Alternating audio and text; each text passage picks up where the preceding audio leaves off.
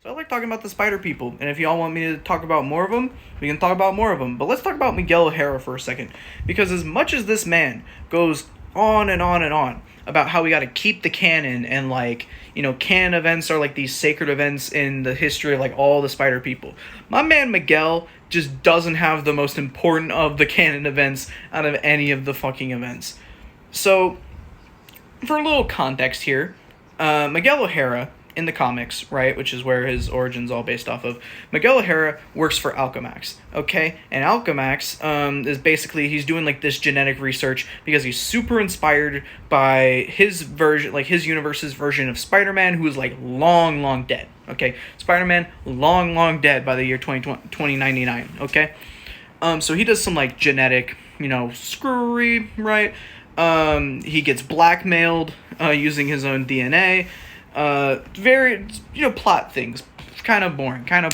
But he goes through, and the reason why Miguel gets his powers is not because he, like, creates the spider or whatever that, like, bites him and he gets the spider powers.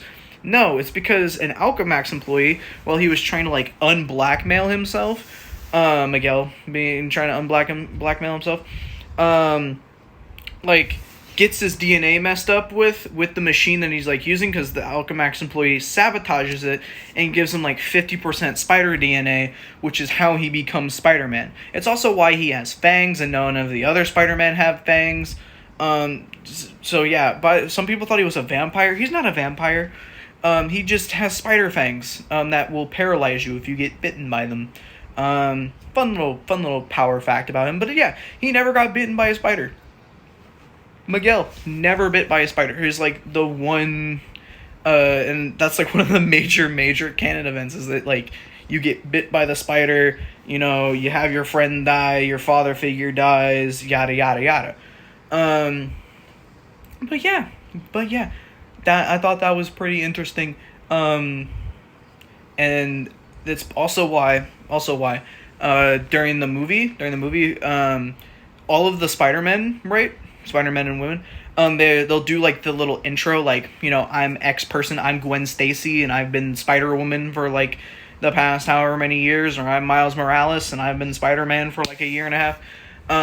That's why all of those characters do that, except for fucking Miguel, because Miguel didn't get bit by the spider, and if he revealed that he never got bit by the spider, well then that would fuck over the whole canon event things. Because, like, everybody got bit by a spider. All the spider people got bit by a spider. Except for Miguel, who never got bit by a spider. So, yeah. Yeah, they'll probably explore that in the next movie. It'll be pretty interesting to see that. But, yeah.